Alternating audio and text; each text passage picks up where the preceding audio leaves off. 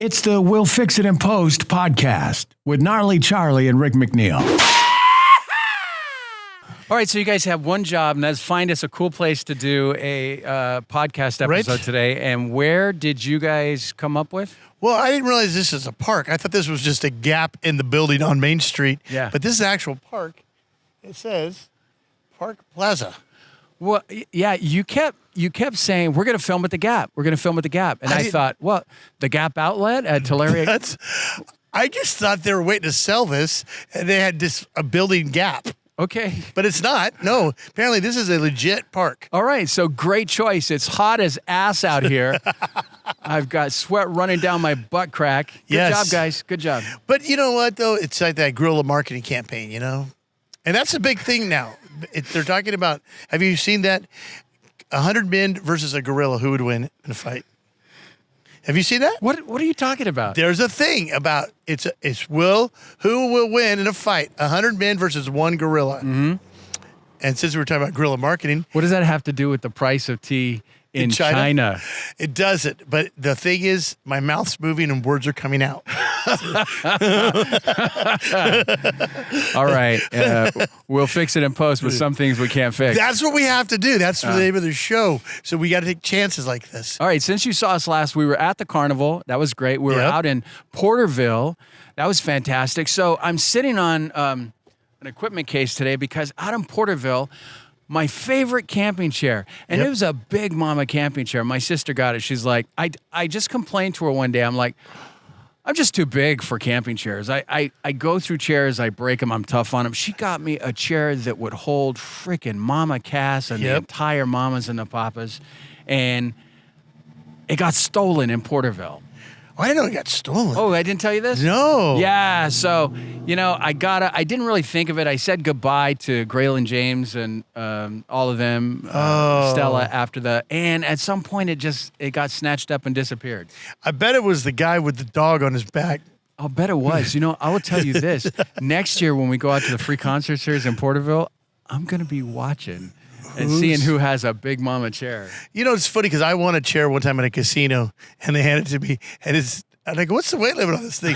They go 160. I go, and take it back because I won't be using it. Is this to hold my beer? Yeah, it's like, that's not going to work out. And at Walmart, they sell those plastic ones. They're fine one summer. Can I handle 2 summers of the heat? It turns brittle. Oh, really? Yeah, snap. I've been at a party on the ground. Well, luckily, society is getting fatter, and Amazon is stocking bigger and bigger chairs. Like, I was looking for a replacement. I'm like, 400-pound weight limit. That's great. And then I see one that'll hold 600 pounds. I'm like, well, I mean, it's possible I could let myself go a little more by the end of the year. I got wiggle room now. Yeah, it's like I'm going to pull my my fatter clothes out of the closet. I go to the Big and Tall store, and I like to walk in. I go, where's your small section? By the buffet. Okay, nice. Perfect. Nice. All right. Well, we have some great things coming up. And so we've already got our first show out of the way for the free concert series. Exeter is next with Cece. And I saw Cece in Napa Valley, right? I told you this. And I just thought she was amazing.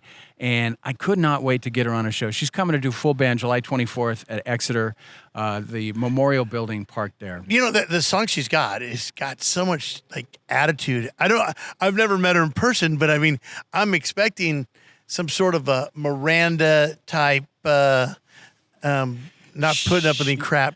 Yeah, she looks like somebody who will put us in our place. Exactly. So we're going to have Chad deal with her. Exactly. Chad can handle that. And then August 15th, Dylan Schneider is coming to Woodlake. Right. The city park there. Very happy to be out in Woodlake again. And then we've got, there's something else we wanted to talk about. Well, we have the camping. Oh, yeah. That's the 19th. The camp out. All right. So we announced the K-Jug Country Camp Out. Vincent Mason. Yep. Has a great song, Wish You Well. I saw him play at the Ryman in Nashville and knew immediately he'd be perfect for the camp out. Well, and ironically, Brendan Monroe, and he actually played right where we're at. This is where the audience would have been. The stage was that way, right here. That's right. This is where the Brendan Monroe played last October. Yeah, so kind of kind of brings back memories. You going to tie it to gorillas somehow? Yes. So could you fight 100 Brendan Monroes versus a small monkey. Who would you rather fight? So on that note, we're going back to the Tenaya Lodge in Yosemite, and this will be the third year we've done it. So, I mean, it's kind of, I don't know, it's kind of just part of who we are and what we do now, isn't it? Well, and I looked up Tenaya, and like a lot of famous people have stayed there. Like Billy Idol has spent a night at Tenaya Lodge. Is that right? Yeah. And he took his motorcycles up. Are you making this up? No, that's a fact. So I can tell you that Luke Grimes from Yellowstone has stayed at Tenaya, There you go. and he said when my sister and I met him, he talked about how he used to camp back there out Jackson Road, where Little Sandy and Big Oh. Sandy is, and Fresno Dome. And his wife eventually talked him into giving up the tent to move into a 4-star resort, and, like you do when the wife wants, you know. Yeah. That's not really a good alternative. The wife's like, camping was fun the first week and a half. Yeah. But I like walls. I want to flush. I want to flush. I'd like to flush I next want time. to flush. Damn. So when we were kids camping, we used to turn off right at that road and go miles back there and set up to camp before there was a lodge there. And the lodge has been there for what, 30? Did you 20 guys years? tent camp? Trailer camped. Because we go to the KO campgrounds, and we had one of those tents. This is in the 70s, where there were 700 poles, and the instructions are gone, and it take my dad a second to figure it out again, and it was like an hour and a half process. Oh, yeah. Now it's just like there's fishing pole lines. Yeah, you just whip it up. Yeah. So we had usually a tent with us, but we had a pop-up tent trailer.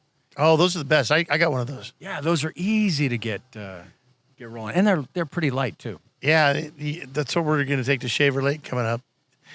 And I bought Gina, my fiance, a unicorn the size of a swimming pool. It is it's stupid.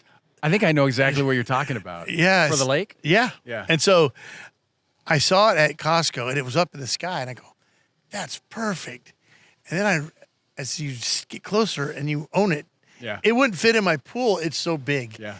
It's just like, oh my God. So she can get on it can other people fit on it? And room for 8 more. Wow. Yeah. So the closer you got, you were like, you son of a bitch, I'm in. And I need this. I need this mystic creature right here. Well, so Father's Day, my sister, speaking of up in the mountains, my sister went to Mammoth Pool Okay. on Father's Day because she took some of my dad's ashes and planted a tree and put the ashes under the tree, and then marked where the tree is so we can go visit it and stuff. Oh, that's cool. And my poor dad, he's traveling more now than he ever did when he was alive because he's going to be at Morro Bay, he's going to be at Mammoth Pool, he's going to be at everywhere. I just hope they don't come up with a cure, and you're going to be looking for tree parts. Go. Sorry, Dad. I got to get this all gathered up. Oh, that's dark. That's dark. Because the same with my dad. I know. The Walt Disney factor. Yeah, my dad had we had his ashes at a softball game, and it was just a little too windy when we decided to throw him. And I'm like, next thing you know, I told my sister, I said, Gnarly Charlie gave me some advice, and I'm going to get. And then a colleague of ours, whose father died about 10 years ago, was taking his father's ashes somewhere, and I said, hey, word to the wise from Charlie.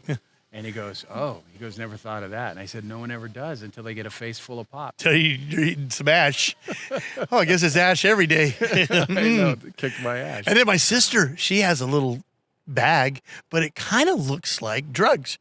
It's in a little baggie, like a bag that you would put drugs in, I heard, Yeah. And so I'm like, she's going to get caught at the airport, and they're going to have to take that little blue dye in there, like on CSI, and shake it. No, these are remains. I don't like the sounds of These that. are remains. I don't like the sounds of It's that not at pure all. heroin. Remains. Well, so this is, my sister's asked me if I wanted a little pendant or something. Yeah, they to got carry some ashes. Would it put the ash in it, or do they make it out of the? They put the ash in it. Because they have some now where they take the ashes and make a piece of jewelry out of it. Like Yeah. I've heat seen it that or too. something. I never thought I'd be having these conversations, but I'm like, no, I'm good. I don't even wear a watch. Because I choose to think of Dad in other ways, not as a piece of jewelry. Yeah. So everybody Maybe it's a mourns- female thing. I don't know. And maybe everybody mourns in their own way, right? Right. Anyways, welcome to the Death Show. Well, they also, okay, I heard that they're talking about there'll be no cemeteries at some point. We don't have room to just keep adding. They're going to make trees out of things, or they're going to pull people out of the ground and do some process. So if my dad was here, he'd say, "Give me a minute, I'll make it fit." Yes, exactly. There's always room. Exactly. Yeah. You know, speaking of ashes and things, my friend Brent, who worked for Q and for You, he was a pit master. He passed away, and he loved Jack Daniels. So his wife went down and dumped him in the river that flows into the Jack Daniels brewery. Even though he's probably filtered out, but in a weird way, Wow. he might be living in a bottle of Jack somewhere. I love that. You I think know? that's a great idea. Brent number 7. So if you had to plan your perfect disposition, Yeah. what would it be? Oh, I don't know. There's a side of me that wants to be dressed as Superman and thrown out of a plane and have people watch it fly down. Maybe because you just don't care. It's hard to beat that Jack Daniels idea. Yeah, though. It's really something cool to leave behind. I did tell my kids, I said, here's your assignment. You take my ashes during a football game at the Raiders. You jump out and you throw them in the end zone, and you must get kicked out, and you got to do it during the game. None of this like halftime stuff. Right. Like jump out there, spread it, and get arrested. Did you really tell him that? Yeah. They don't really talk to me much anymore. I like that idea. Just take me to the vat where they're putting together the Popeyes fried chicken, There it is. and we'll start there. Or, you know, really, you could put your ashes in an Etch-a-Sketch and give it, they could draw with you for years. All right. I mean, there's all kinds of creative ways you could do something. Yeah, I feel like we need a hard reset. Yeah. No, I don't think so. Hit reset. I think this is bothering you, but it's really truthful. It's bearing your heart. You hate this. You hate this. You hate it so bad. Oh, you're getting ready to go to Nashville Get to Nashville with now. the guys from In Cahoots.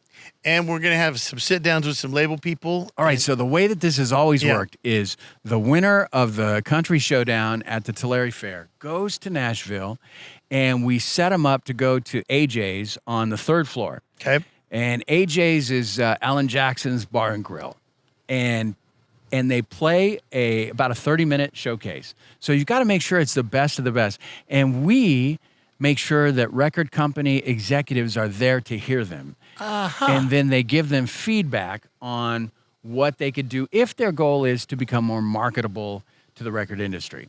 And it has worked out pretty good. You know, Corey Dane got some great advice. And his advice was keep doing what you're doing. You know, you really, really work the crowd well, and you have found the material that works for you. Nick Slater had a development deal with some folks that he met in Nashville. And, you know, we've been doing this for a lot of years. So I'm looking forward to seeing how it goes for In Cahoots this year. Well, and I think the best advice, too, is that, like you're saying, is you got to keep doing. Like, if you want to win a pie making contest, you better make pies. Yeah. You know, because you get better and better and better. Like in anything. What's that 10,000? You do something 10,000 times before you get really good at it? Right. So J.J. Brown was telling me about when he started to really lean into his songwriting. He was like, I realized that, you know, you don't sit down and you write a few good songs. You've got to write a ton of songs to write a really good song. When it becomes muscle memory, the process that you go through.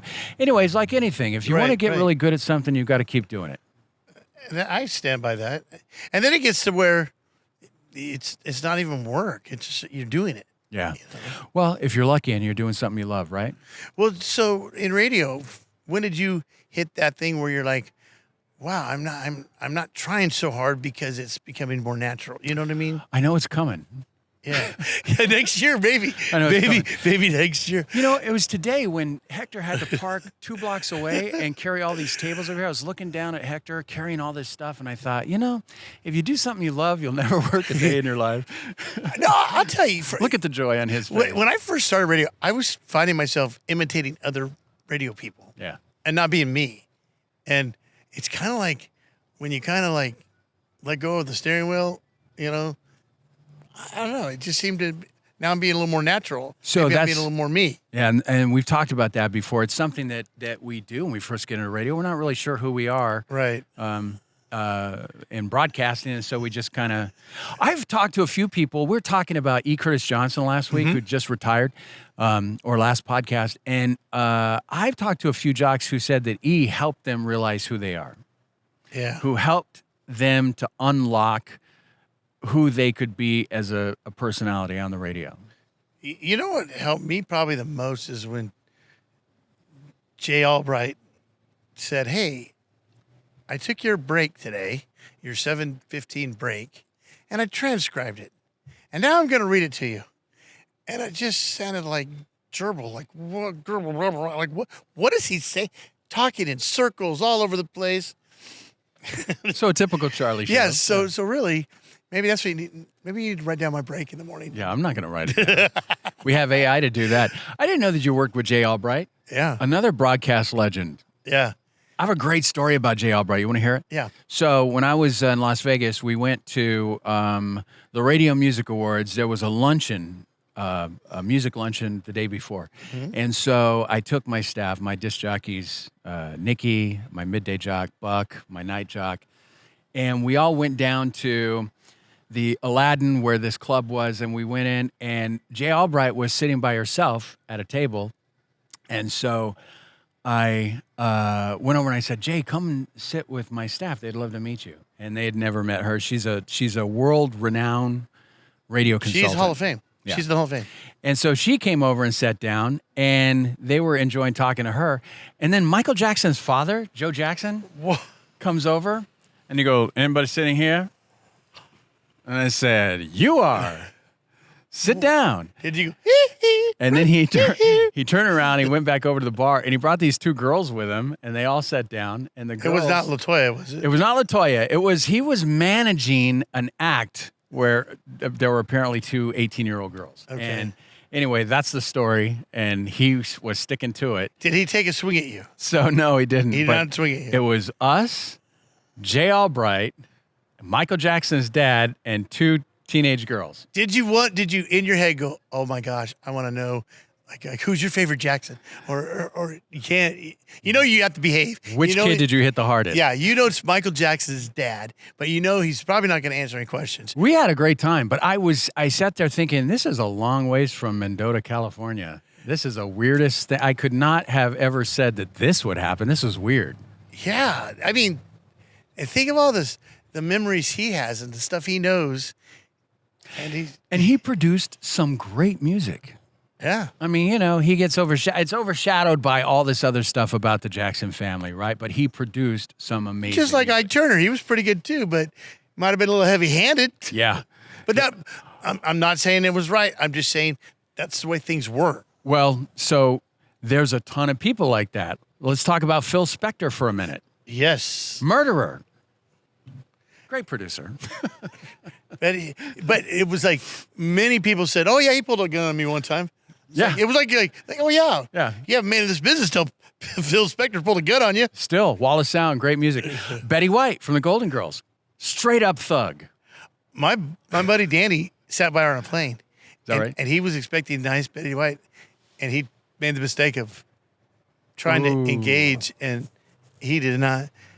Did not go well. I hate hearing stuff like that. But you don't know the situation. You don't know. I know Danny's kind of annoying sometimes. I can see that. Or it's just maybe she'd been in a meeting. Maybe who knows? Some people are touchy anyways. Yeah. Yeah.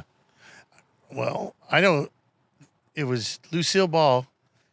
When her last few years, she was just pretty much alcoholic, and How do you know that? my friend Pete was at a party, and her husband at the time basically said, "Sit down and don't talk." It was like he just saw it was like the way she was treated, and he felt bad for her, and she didn't put up a fight, and she sat there. Wow. I think that sometimes families like that get frozen in our memories of the way they are, and it's a lot of pressure. There was a lot of pressure on her to stay Lucy, right? Right. And right. instead, she aged like we all do, and it was weird. Well, think about it. I mean, how many times a day does someone go say, "Hey, when you and Ethel ate the chocolate, probably that," Yeah. or when you were stepping on the grapes, and she's just, she hears it 7,000 times. So imagine all the people that come up to you and say, hey, talk like you're talking on the radio. Imagine all the people who came up to her and said, hey, say, wah.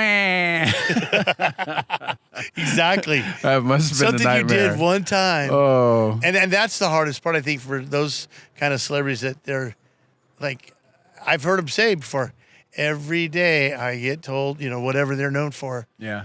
yelled across the street. I was on a plane with the guy, Robert Hayes from Airplane, and he had to turn and tell everybody, don't worry, I'm not flying the plane. Yeah. Which, I mean, he's known for Airplane, That's hilarious. and there he is. So I was listening to our buddies in Orosi, their podcast this morning Okay. on the way in. They were talking about history, Yeah. but as often happens when people are 18 years old, they have no idea what happened in history. Right. So So like, who is the guy who's related to RFK Jr., who is, I think he was president. so their reference point, gosh, is after the 80s. They were born in the 2000s. Yeah. So the 90s is history to them. They were almost born in the 2010s. Wow. Yeah. So anyways, they were talking about history, and I thought, what an interesting perspective. But the old man in me wants to jump in every few minutes and say, no. Okay, so you and I were both born in the 60s, okay? Airplanes didn't really come around until the 50s, like for commercial flights. Mm-hmm. And so think about how much things have changed since then. Our reference of, in that 50 years prior to us being born, how much things have changed. Right. And to think of those guys, their 50 years prior is the 80s. Well, so this is the thing. I mean, it seems like every year the progress we make is exponentially more advanced than the progress from the year before. We've made more progress in the last 12 months than we did in the prior 50 years. That might be an exaggeration, but you know what I mean? Well, but what about how we got our information? Because there is a lot of daily fake stuff out there. Mm-hmm. And then I don't know. I heard Sally Field died. She's not dead. There was a complete, 3 articles. I couldn't find it. You fact checked it. Where'd you find the information that it was false? ChatGPT. Really? Yeah. Well, no, because Okay, there all was, it said the internet tried to kill Sally Field, and there was boom, boom. So somebody ran with it. And then I think with ChatGPT, you could just create a false narrative.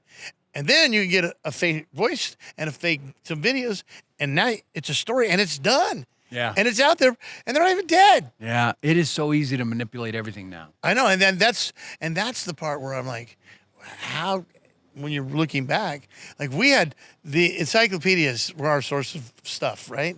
That your grandma bought 10 years ago from a door-to-door salesman, and that's where you got your information for your reports. And it didn't change, and it wasn't very much. Yeah. And it was boring and lame. And here's the weird thing, people now are changing the narrative of history. Right. By going to, if you want to be furious, go to a school board meeting and watch the parents that show up and try to get stuff removed from the curriculum.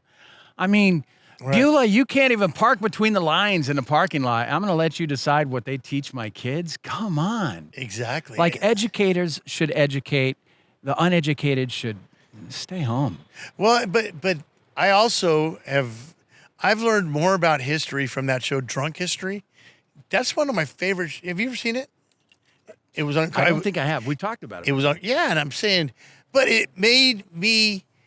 You get the basics, and then you're kind of laughing, and then it makes you want to learn it, and then you go back. Now I've watched serious documentaries on stuff I learned on Drunk History. I got teased with it there, and then I wanted to find out, and next thing you know, I'm learning all about president stuff that I didn't care about. Wow.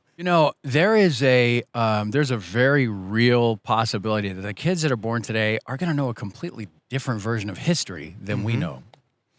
And having the ability, and that's all the computer, ChatGPT and all that is it can grab so much information so fast and compute it. And it's changing how we learn and how we think and how we, instead of guessing, we would just make crap up, you can know. You don't have arguments anymore over things that are definitive. Well, but here's the problem. People do argue over things that should be definitive, but they just simply say, no, that's misinformation. It's become Fake news. You don't have to actually live with your brains anymore. You Right. can just call it fake news. That whole term bothers me. Like the whole idea that if you're wrong about something, the media is trying to cover you up. I know people in the media who work really, really hard, and it's just fucking offensive. Well, to me. okay, time travel was a big thing. We always think, wow, if I could go back in time and I could hang out with George Washington. Well, it's getting to the point where you probably will be able to in a virtual setting, and there'll be a virtual George Washington that you can sit there and ask him questions. And I mean, that's coming. The virtual George Washington. Yeah. I mean, it's like, oh, hey, president of our country, Okay, but would you, if you had a choice, is George Washington who you would go back and hang out with? No, not at all. He's just the first name I thought of. Who would it be? If I could hang out with, I don't know. I'm scared because if I really like him, what if they wreck, you don't meet your heroes type of thing? Yeah. So I don't, and I feel like if I were to go back in the old West days, it's not gonna be what I thought. I think the plumbing was bad. I think their clothes stunk. I Yeah. don't think it was as glamorous as the cowboy days that I would think. You get a toothache, you live with it for the rest of your life? Yes. If you're old, you're going to be 42. Yeah. You never make out with anybody who's had a shower again. No, never, never.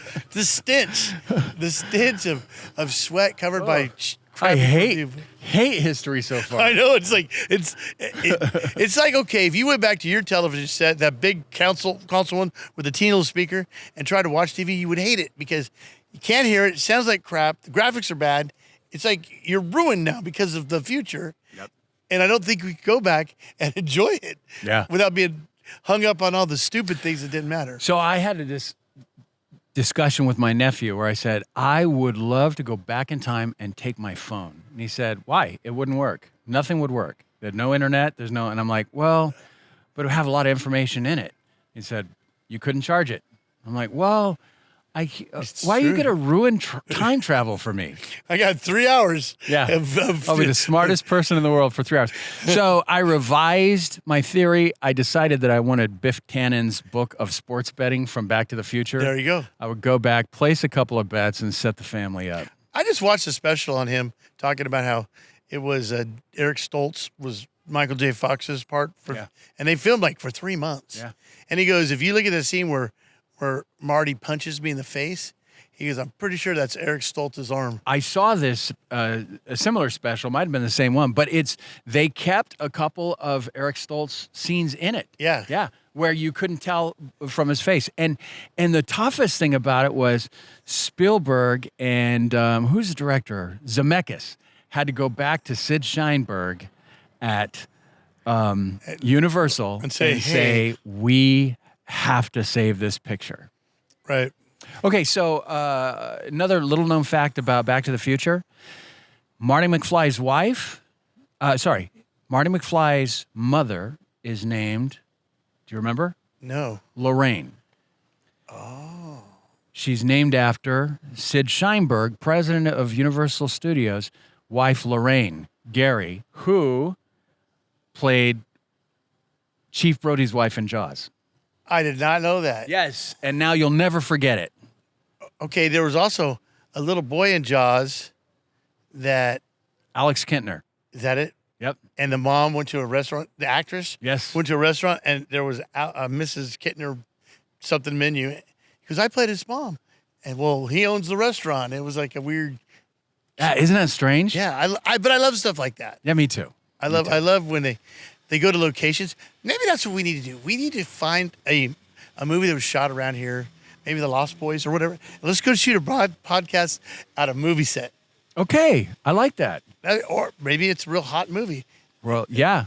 I mean, if we can find the sets they use of Fantasy Flight 69. Yes, that's a good one. That's a solid movie. I think it might be right up the street I here, think actually. it is. Have you ever been to a movie, like a real filming location, besides Universal Studios, Yes. Yeah. like Amityville Horror House? So I used to, on the I'm weekends, I getting used to attacked by go a bug. I down. don't know if you noticed this. I do notice this. Speaking of Amityville Horror House, Whorehouse. It's the house of horror. My bad. My bad. I've been to a lot of like out street location sets. Yeah. I like when they show the when it was shot and then what it looks like now. Yeah. Me too. I could spend hours on the internet or YouTube, just watching those. I was in Kauai. That's an island in Hawaii where they shot a bunch of stuff, like Blue Hawaii for one, and they still have the hotel, but it's run down. It looks like it should be demolished. Really? But it's where they shot Fantasy Island, that waterfall. Yes. Jurassic Park, King Kong, and there's tours you see all that, and you'll go, oh my gosh, I recognize that. Oh yeah. So that's on my list to go to Kauai. You got to go to Kauai. Yeah. I haven't done. I've done a couple. The weirdest thing about Kauai, there's chickens and cats, feral everywhere, because there was a tsunami in '96 when they were just wrapping up on Jurassic Park, the first one, and the tsunami just washes all these animals up into the mountains. They can't, and you can't eat these chickens. They're wild, feral. You'd have to give them grain for a year if you were trying to soften them up. Yeah, and it's just, but there's cats and chickens everywhere. This is Kauai? Kauai. No, I'm tapping out. No, I think you'll like it. I don't think I will. Yeah. I'm a dog guy. Bring him. And I'm a duck guy. You said ducks and dogs? Okay, that brings another question. Would you rather fight a 15-foot duck or 100 little ducks? One big duck or 200 little ones? So I've done one of those before. Yeah? Yeah. You fought one? Yeah. How'd it go? No, not one. Oh. You think I fought a 15-foot duck? Could have? No, it was 100 little ducks. 100 little ducks. All you have to do is let one of them know that you're holding some feed, and it's they're on. all over you. And it's on. Like ducks on rice. Like, did you have to put that on your bill? All right, now we're stupid. That's all right. At the camp out this year, are you going to lead a Bigfoot expedition? Yes. But I have some concerns. Why is it called Big Feet? Because if it's Bigfoot, it'd be like a regular size foot and a big one. Should be Big Feet. Big feet. So maybe I'm changing that to now. Yeah. I'm a Big Feet expert. All right, so we're after Big Feet. Here's what I don't get about Bigfoot. Yeah. Are his hands like feet? Is he like monkey? Or his feet like hands? I think it's a bipedal mountain gorilla is what I think. I think he's got gorilla base, but I think he's strong like a grizzly bear to where he could pick up a deer if he wanted to. I think he's really strong. Yeah. I don't know his hands, but I know his arms are. So I noticed last year we didn't see any bears. We did not see a bear. Maybe we need to just drive a little further up. Well, I think also maybe we should tie beef jerky around our necks as we walk around. Get them to come out. Around your neck, Or maybe. a picnic basket. Maybe we should have brought picnic baskets. That always attracts the bears. Well, listen, I have high hopes that everything's going to go well on the Bigfoot hunt and the jerky bear feed. Yes. But if you're not here for the next podcast, You'll know. yeah, we know what happened. Don't stop looking, all right? If you find one of my shoes, keep looking. Keep looking. Well, so this was a good idea. I like it downtown. It's Main Street. One of the things about Visalia, if you ever go downtown there, it's like they upgraded it with all these new shops and new restaurants. There's a little bit of life down here, Yeah. you know? That's one of the things when I first came here, when you told me, hey, I'm thinking about hiring you, I walked up there and I go, this is cool. There's stuff to do. There's nice restaurants. People say the downtown is the jewel of the valley. I think that's great marketing. Yeah. I think it's pretty cool. Hey, speaking of new life, where did we go to lunch yesterday? We went to Farmersville, Boss Hogs. And we had the special ass on fire chili. Well, it was secret chili because it was like every bite was a gamble. You didn't know. But about every fourth bite, oh, there's the habanero. It was hot. It was like, it'll be fine. Oh, easy, There was easy. Satan is in my mouth. It burns. Oh my God, that was good chili. Can I though, get a wasn't it? gallon of ranch to chug, please? I know, and I couldn't stop eating. It was so good. And then we had pulled pork sandwiches. And pulled pork sandwiches. And then we got back in Charlie's car. I said, all right, take your time because I'm going to crop dust all the way back to. Yes, he did. He goes, I'll be about 2 miles before I start ripping them. Yeah. Yeah. So we had to go to Ripon. Yeah, no, but as it turns out, my entire system was just too on fire to be bothered with ripping. It's so funny because then I had to get the boys dinner, and I ended up going to Save Mart in Kingsburg. Pulled pork. They had 2 for $12. Nice. And it was really good. I thought, wow, double pulled pork that day. All right, speaking of the boy, what boys? My fiance's sons. Yes. Okay, so speaking of the boys, are you guys getting a new dog? No, we are not getting a new dog. You shut that down? I didn't. Gina did. We already have 2 dogs, and the property is not completely fenced. Yeah. And so if this dog, which is a Great Pyrenees, has any desire to go investigate things, it's just too busy of a street. And we lost the dog that way. I'm obsessed with Great Pyrenees. Yeah. They're beautiful dogs, and they're great livestock protectors. And when you communicate to them who they're in charge of, they will protect them as long as their hearts are beating. Well, Loki is half. His dad was a Great Pyrenees, and he is very. If someone's around, he lets them know. You Yeah. know? He's and he likes to be outside when it's cold, and like he doesn't want to be in the house. Yeah. He'll go out and sit in the rain and be just happy. Like, oh yeah, this is where I want to be right here. I'm keeping an eye on things from here. I got this. I got this. Yep. And it reminds me of those dogs from the Coyote and from Warner Brothers, you know, when the sheepdogs. Yeah. Hey, Mike. All right, click in. That's Nobody funny. knows what we're talking about. I know, but if you were born more than 48 years ago, you might. You know exactly what we're talking about. Yeah. Clock in, clock out. Great idea to come downtown today. It was a nice little break from the office, wasn't it? I think the main thing we accomplished today was expressing how Main Street is the mainstay of this area. That was the main point. Yes. Now I got to go drain the main vein. Is that too much? So that's perfect.